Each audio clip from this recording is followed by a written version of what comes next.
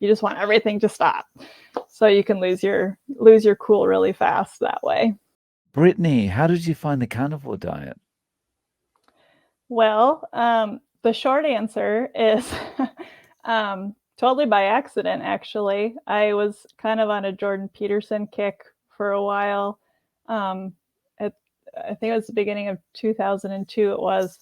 And of course, the algorithm brings up the little snippets here and there. And I got that 20-minute snippet of the Jordan Peterson Joe Rogan interview where he talks about the carnivore diet. And I literally watched it. I think I maybe watched it twice that day because I was kind of like in disbelief. I'm like, you're just eating meat? I'm like, I really like meat. So I started the next day. So, but the longer version, because I know you kind of want the story, is I mean, I was a fairly thin girl growing up. I was really athletic and everything, and I ate like a garbage disposal. And all the women in my life are like, that's going to catch up with you. And it did. I probably hit my mid 20s, and probably after my first baby, actually, is when I started noticing it. I have two boys, and usually after pregnancy, you're just kind of getting into the mom groove and eating whatever you can while you're trying to take care of your kids. And so I don't know, you just kind of notice over time. You're like, oh, my jeans are getting a little tighter. I need to buy another size bigger or start wearing the leggings. Us women really liked when that trend started. um, but yeah, so I mean, years went on, and it was I think the Christmas of 2021 that I actually no, the 2020. That was the year, of course. The year everybody probably put on a few extra pounds. But I was looking at some pictures from Christmas time, and I was just like, whoa. I'm like, your face looks really round, Brittany. You're just thinking that to yourself. And every once in a while I would get in a kick where, you get that punch of motivation. You're like, nope, I'm going to take care of this. I'm too young to be letting myself go or whatever. And um, so I decided yet again on another journey. I'm like, okay, I got to do something about this. And I've juiced and calorie counted, and I tried vegan for like 2 weeks. That didn't last very long. But that year I started calorie counting again because that was the only thing I knew that worked for me. And it did work. I made it last for about 6 months, and I lost like 40 pounds. And um, then we had a family vacation, and it all came crumbling down again because I actually was feeding myself during family vacation. It's hard to go back to the semi-starvation diet after that again. So um, the year went on.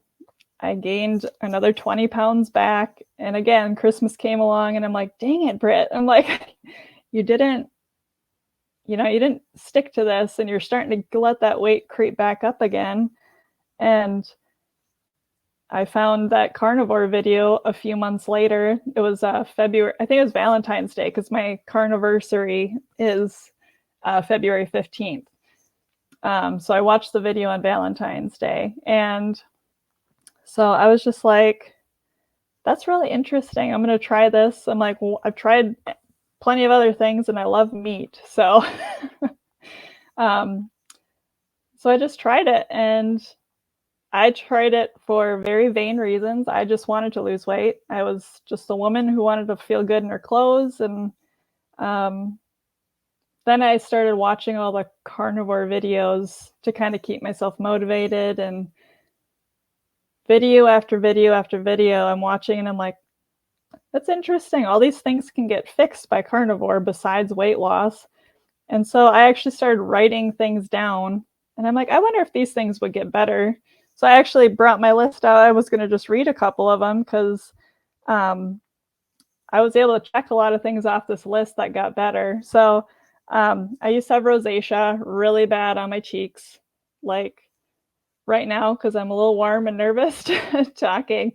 My cheeks would normally just be beet red with like little red pimples all over the place, and it looked terrible. I had really bad dandruff. I had keratosis, which is like pimply bumps on your arms and legs. I was always really tired and unmotivated.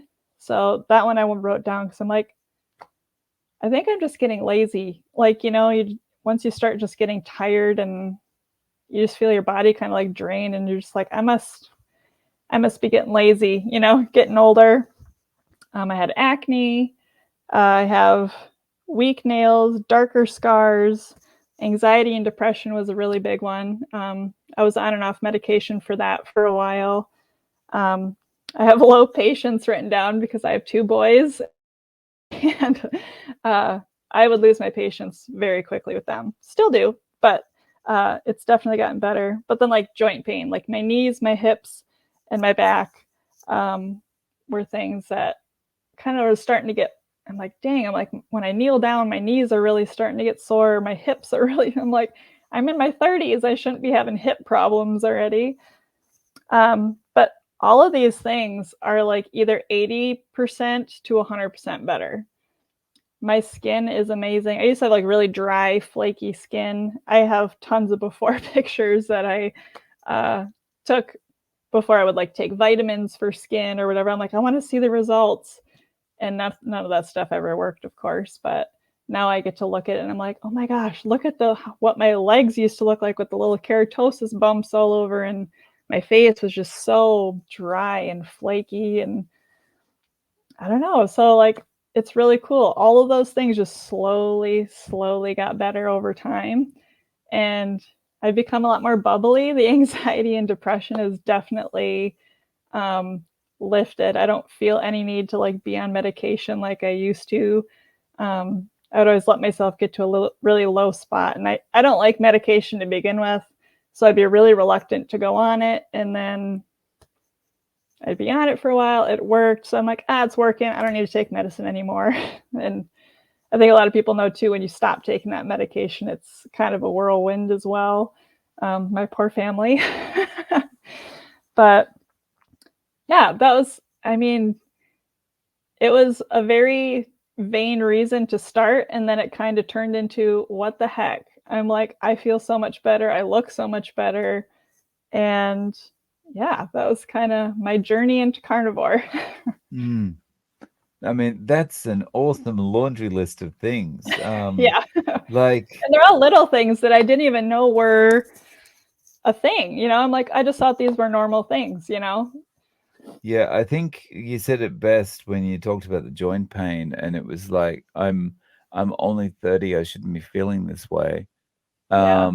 But like we kind of all the things you've listed, it is things that we would kind of just let go and assign to, oh, well, I'm just getting old. Right. Right. Ordinarily, right? Yeah. Those things you did lose weight. Like how many you said calorie when you were calorie restricting, you lost 40 pounds, but then you put it back on again. Yeah. How much So have I you actually lost, lost on carnivore? just from carnivore, I lost 50 pounds. Oh, wow. Yeah. Which Nice. I didn't know I had that much to lose. I kind of had a goal weight in mind, and I hit that goal weight, and then the weight still started continuing after that. I'm like, no way. Am I still losing weight? And I probably still, now that I'm like, I've been at this weight for a while, I've kind of hit like that plateau that a lot of people talk about, which doesn't even bother me at all because I'm like, I'm already way better than I thought I was going to be. And I maybe Mm, have 15 pounds left to lose, but I'm just like, I'm not in any rush to like try to like get there. Actually, Kelly Hogan just had an interview with a lady where she said it actually took her 4 years to get to the weight she's at. She said she stalled out for about 2 years and she thought the same thing I did. I guess this is just the weight I'm at. This is my healthy weight. And then she said 2 years later, it started melting off again. So I'm just like, that's just proof it's just okay to stick with this. And I don't mm. know. I've never been able to stick to a diet where I actually maintain my weight either. Normally I'd crash burn and gain another whatever I lost and more back. I'm interested in the patience thing. So, as a parent, I understand. So, Yeah. but what I'm thinking, what I'm interested in is, you said you still can, Lose maybe it. lose it with the kids. But I mean, that's a you have to, right? Because Yeah. the kids are up, right? But what my question is really, what is your internally, like in a situation like that where you would have lost your patience before, like where is the what's different going on inside between then and now? Oh man. I don't know, really. I mean, it's almost like an inner peace, to be honest. I Mm. also believe in the Lord, so I mean, I've been praying about that for a long time, um, and I actually think that He brought the carnivore diet to me to help me with it, to be honest. So yeah, I just feel an inner peace. So when my kids are driving me nuts, I don't like I don't react so quickly and so harshly anymore. I can withstand a few more times of them not listening versus um, in the beginning, if they didn't listen to me once, I was becoming like military sergeant mom, like, and then I would feel so guilty after, and I was just like, man, I'm like, I am not doing this right, and now it's just like I can actually like reflect in the moment versus just reacting, and it's just kind of a calm, and it almost like allows my brain to like, they're just kids, quit with the controlling. I don't know, because I used to get really overstimulated too, really easily.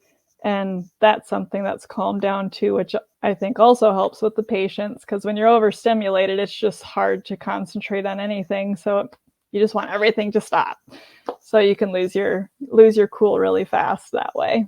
Honestly, it's nice. It's kind of therapy for me to hear other parents talk about how their kids don't Yeah. listen. It's very Agreed. therapeutic. We need to stick together as parents. Right? Um, does the patients kind of go hand in hand with the anxiety and depression, do you think? Yeah, I think so for sure. I think the depression side of it was kind of more of that like fatigue, and I was tired, and I wasn't ever motivated to do anything. And it's so funny because I never had a dream career. I wanted to be a stay-at-home mom. I wanted to be a housewife. I wanted to have my house clean and have dinner on the table for my family when they got home. And I'm not a stay-at-home mom. I work part-time to help out, but I am more than capable to do those things. I drive a school bus, so I have afternoons free, to get the house clean and get dinner set up. And for so many years, I just wanted to lay on the couch in between my bus routes and just do nothing. And then I would like get to that last 30 minutes before I had to leave for work again. They're like, well, dang it, they're going to think I just lay around and do nothing all day, even though that's exactly what I was doing. So I'd like pick up the kitchen and think of something for dinner. And now I started this diet, and now I'm motivated. I'm keeping up with the house chores. I'm able to like have more dinners cooked more times a week than normal. And I even took on like a little second job, just like a hobby, cleaning houses, because I just wanted to do something else in between my routes. So it was just, yeah, it just like amped me up, and I had the energy, and the anxiety I think also went along with like the overstimulation. And like growing up, I never knew what anxiety was until I was maybe like 10 years ago. And then somebody was telling me they had medication for it. And I'm like, well, what's anxiety? What is that? And they're like, it's just like having this nervous, scared feeling all the time.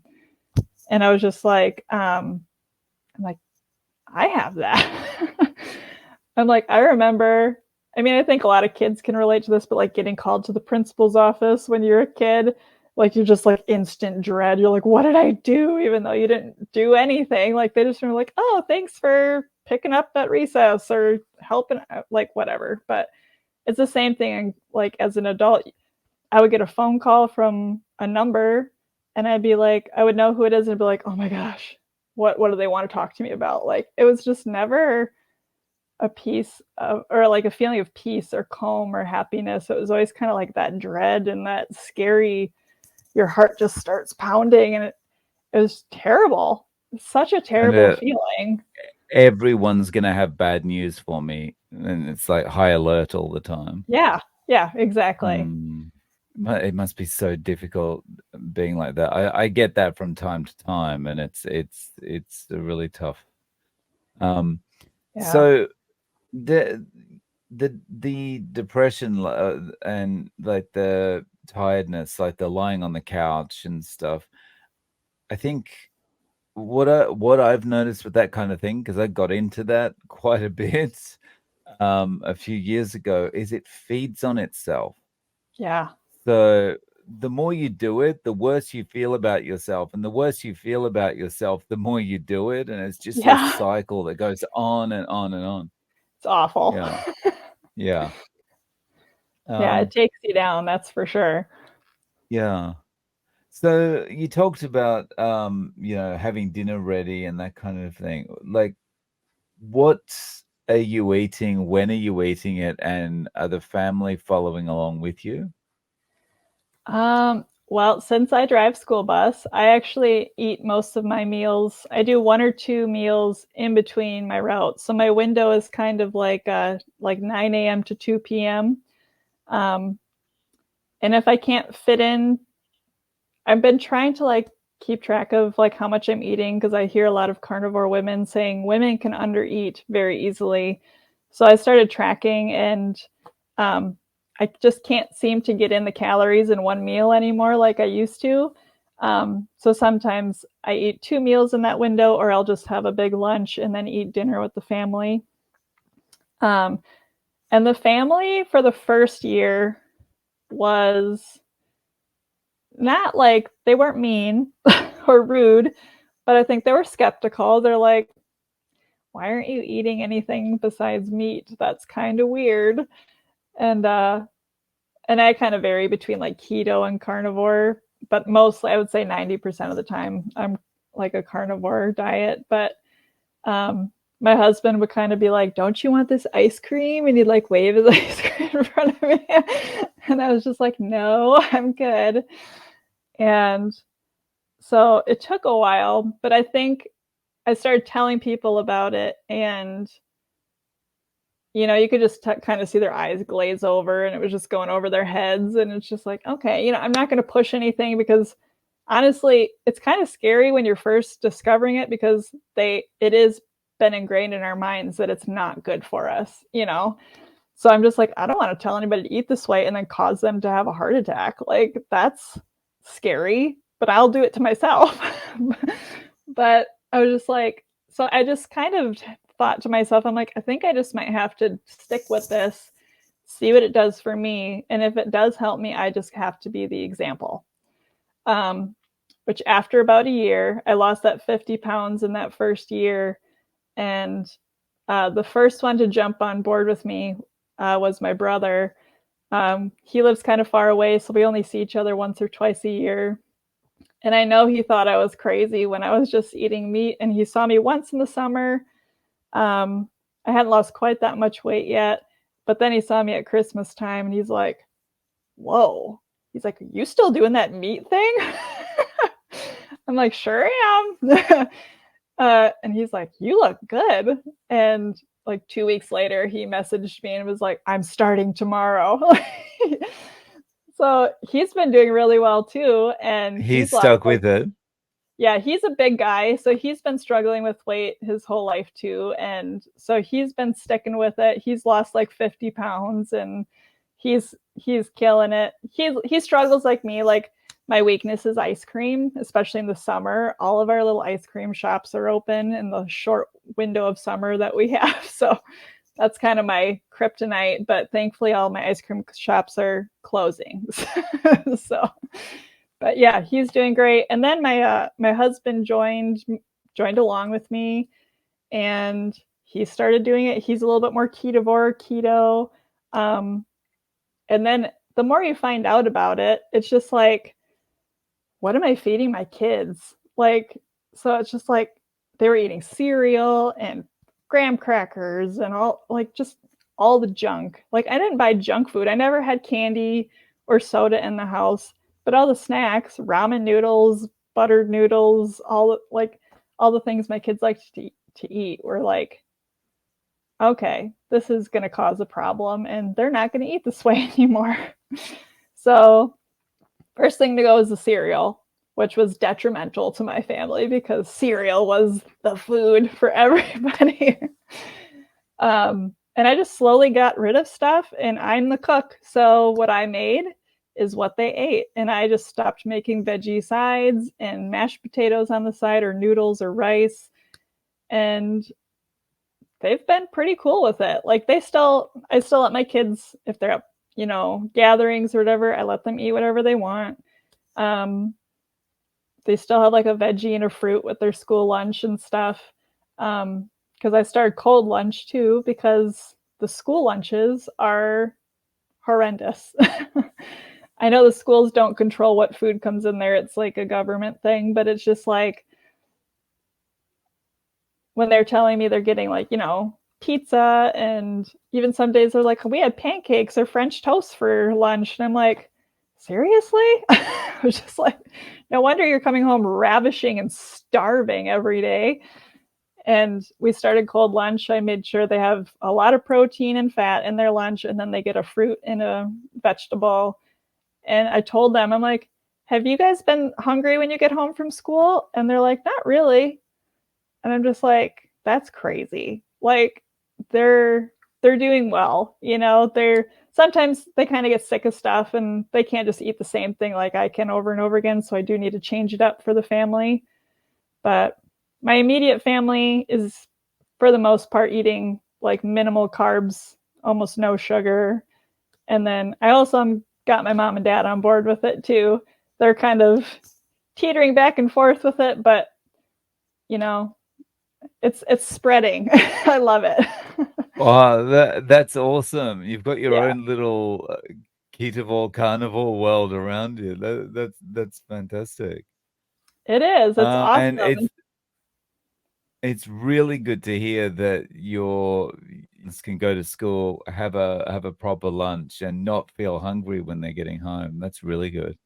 Yeah, yeah. Yeah. It's very fun, and it's funny just because obviously people around me too are like eventually are like, what are you doing? Can you tell me more about this carnivore thing? Like, what is it? Why does it work? Or isn't it bad for you? Like, but people are starting to ask me because people noticed, obviously, I slimmed down quite a bit, like probably to almost the weight I was when we got married. And yeah, it's just crazy. And I start telling them, I'm like, we've been kind of bamboozled for the last 80 years, being told fat's bad for us and meat's bad for us and eat more sugar and carbs. And it's just like, you kind of become like a conspiracy theorist once you like do the carnivore thing, because people are like, isn't your cholesterol going to be bad? And my favorite, my favorite example, Dave, did you ever watch the documentary Fat Fiction? It rings a It's a bell, good but I'm one. not sure. It's a good one. I would recommend watching it, but I watched it with my family, which kind of helped my family get on board with it. But they say an example in there that I love, because whenever people talk about like the health and the blood work and stuff, it kind of goes over my head. I still don't really understand what they're talking about. But they were saying that, there's inflammation in our arteries, and cholesterol is sent there from our body to calm down and heal the inflammation in our arteries. But because we keep feeding our bodies junk, the inflammation's not going away. So it keeps sending cholesterol to heal your arteries, but then it clogs it and the cholesterol gets blamed.